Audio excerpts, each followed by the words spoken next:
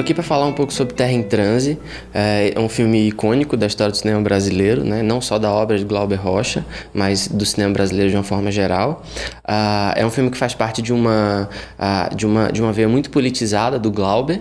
É um filme que trabalha com dimensões políticas e estéticas também, mas sobretudo questões políticas que são muito fortes, são muito presentes. E eu queria chamar a atenção para uma ideia do que eu acho que está dentro da obra do Glauber Rocha, de uma certa forma, mas que aqui ele vai usar muito, que é a ideia de uma alegoria, né? Uma alegoria sobre um estado de coisas que estava acontecendo naquela época. O filme é de 1967, ele é lançado em 1967, e o Glauber, de uma certa forma, vai fazer uma alegoria não só do Brasil, mas da América Latina de uma forma geral. Mas antes de eu entrar no filme, eu queria só lembrar que o nome do Glauber Rocha está sempre associado ao cinema novo, né? É bastante recorrente a gente falar sobre o cinema novo. Um grupo de cineastas ali, de uma certa forma, meio que liderados pelo próprio Glauber Rocha, desenvolveram, né, e criaram esse movimento que tinha a pretensão de pensar o Brasil a partir do cinema e a partir de uma estética muito própria.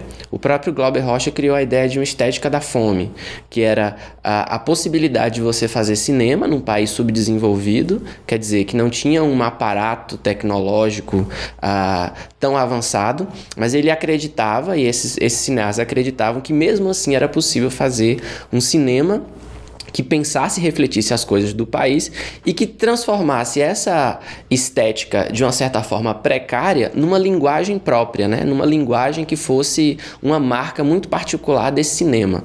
Então, o Glauber, junto com outros cineastas, foram fazendo filmes pensando nessa perspectiva. É claro que o cinema novo é bastante amplo, tem algumas fases, né? A gente não vai entrar nessa questão, mas é importante a gente pensar o Terra em Transe dentro desse contexto em que os cineastas buscavam, e o Glauber principalmente, buscava pensar a realidade do Brasil, só que a perspectiva do Glauber, ela não era necessariamente uma perspectiva realista, né? A gente fala da noção de alegoria e fala também até de uma aproximação com o barroco, que é uma forma do Glauber falar do Brasil e nesse caso do Terra em Transe, de um contexto também de América Latina, que a partir de alegorias, né? Então eu vou fazer uma leitura aqui do Terra em Transe a partir dessa noção de alegoria, de como que os personagens e determinadas situações, eles são representativos de um estado de coisas no Brasil, na América Latina naquela época, sem que o Glauber necessariamente denome as coisas, mas fica implícito a partir dessa composição mesmo narrativa que ele faz, né? Então, para começar, o filme se passa num país fictício chamado Eldorado, né? No letreiro do filme inicial fala lá, um país atlântico, né? Ou seja, poderia ser um país em qualquer lugar ali da América Latina, né? Um grande país, Eldorado. E Eldorado tem essa mística, né? De um lugar rico e próspero, né? E é muito interessante quando ele faz essa alegoria. Então, o filme não se passa nem no Brasil, nem no Chile, nem na Argentina, nem no México, nenhum lugar da América Latina, mas a gente reconhece que sim, ele está falando justamente do contexto da América Latina, né? Então, essa é uma primeira alegoria que o Glauber traz, né? Então, trabalhar com essa ideia de você buscar um dado da realidade e no filme você colocar ele de uma outra forma, como se fosse representativo ou simbólico, né? Então, o Glauber trabalhava muito com essa noção do simbólico. E a gente vai ver no filme, no decorrer do filme, todas como ele constrói isso. Então, basicamente, começa o filme e existe um conflito político ali entre duas forças muito, muito, muito distintas, né? Tem um líder populista e tem um líder conservador de direita, né? Acho que é interessante a gente fazer um estudo de personagens, porque esses personagens justamente eles vão revelar onde é que o Glauber quer chegar. Então, de um lado você tem o Felipe Vieira, que é governador de uma província, é uma província também fictícia chamada Alecrim, e de outro lado você tem esse político que está tá ligado com uma dimensão cristã, ele tá sempre com um crucifixo na mão, que é o Porfírio Dias, né? Você vê que ele tem um nome latino justamente para fazer uma referência a esses cineastas ou a esses políticos representantes que de uma certa forma estavam ligadas com as ditaduras, né? Eram os ditadores, as pessoas que ensaiavam ali o poder. Então você tem no filme essas duas polaridades, vamos dizer assim, esses dois grupos e que estão ali tentando controlar o poder, né? Chegar ao poder do Brasil. E no centro desses dois grupos, você tem o protagonista do filme, que é o Paulo Martins. Paulo Martins, ele é um jornalista e um poeta, e ele, de uma certa forma, ele está entre esses dois grupos. Então, ele, na verdade, ele é um jornalista, ele trabalha para a campanha do Vieira, mas ele também se aproxima do Porfírio Dias. Então, ele se aproxima dessas duas formas de governo, vamos dizer assim, e ele, basicamente, é um personagem atormentado. Ele não sabe exatamente qual é o caminho certo, ele coloca em dúvida e ele coloca em questão todas essas dimensões, né? Então, assim, é um personagem que está entre as duas coisas, né? É um personagem muito atormentado.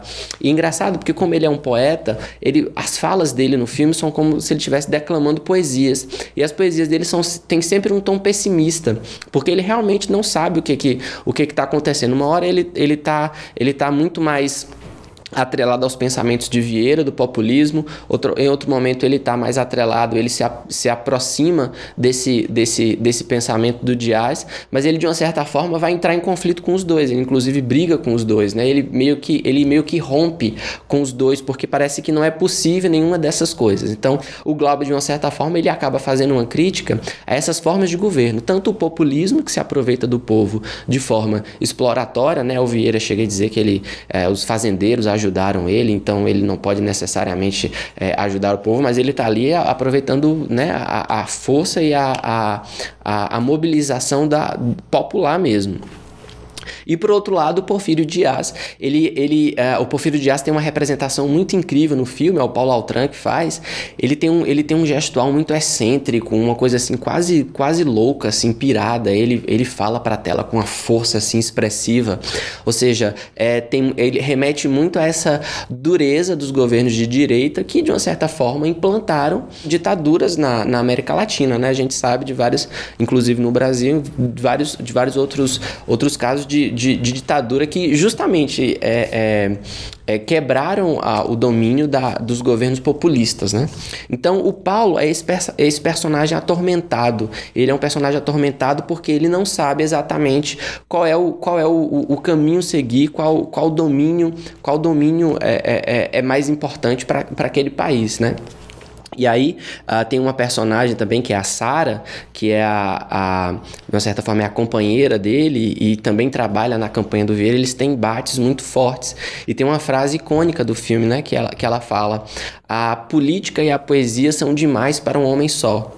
Ou seja, o Paulo está dividido entre essas duas coisas, né? Primeiro ele tem uma noção muito idealizada de mundo e depois ele vai inclusive defender a luta armada, porque ele acha a luta armada popular, porque ele acha que é a única forma mesmo de você romper com esses padrões de poder, né? Essas polarizações de poder que ficam se enfrentando para conseguir dominar aquele espaço. Mas de uma certa forma o Paulo também é um personagem fracassado, ele vai fracassar, né? No início do filme já mostra esse fracasso do personagem diante daquela situação política. E mais uma vez aí eu quero voltar à ideia da alegoria, porque o Glauber ele filma essa movimentação e essa polarização a partir de uma ideia de alegoria e até, a gente pode dizer, carnavalizante, né, muito forte. Daí que, mais uma vez, o filme foge do realismo necessariamente, né? É preciso ter muito cuidado quando a gente vai ler os filmes do Glauber Rocha, porque eles nunca são filmes naturalistas realistas. Ele trabalha com noções de alegoria, inclusive com essa estética do exagero mesmo. A gente aproxima até com a ideia do barroco, né? Dualidades, exagero, detalhista. Então existe uma cena, por exemplo, que é a cena do coroamento do Dias. É uma coisa meio operística, né? Uma coisa meio grandiosa. Ele fala para a câmera, câmera, e aí aparece alguém com coroamento, que coroa ele, tá cheio de personagens vestidos com trajes muito pomposos e tal. Ou seja, aquilo não acontece de fato, né, no mundo real, mas a forma como o Glauber coloca isso em questão é a partir desse exagero, dessa dimensão mesmo barroca mesmo, né, exagerada, com muitos detalhes. E tem um outro momento, que é um momento em que também mais pro final do filme, em que o Vieira, ele tá se aproximando do povo e de uma certa forma querendo o apoio, né, daquelas pessoas. Existe um amontoado de gente ali, e aí começa um som em um batuque que parece um carnaval, parece uma festa, né? Então o povo tá falando da pobreza, da miséria, e as pessoas estão dançando, uma coisa meio carnavalesca, exagerada. O tom do filme é esse, né? O filme tá todo nesse tom muito, muito não realista, e muito do exagero e do barroco, né? E é importante pensar também o Terra em Transe a partir de uma noção quando a gente fala dessa ideia da realidade, né?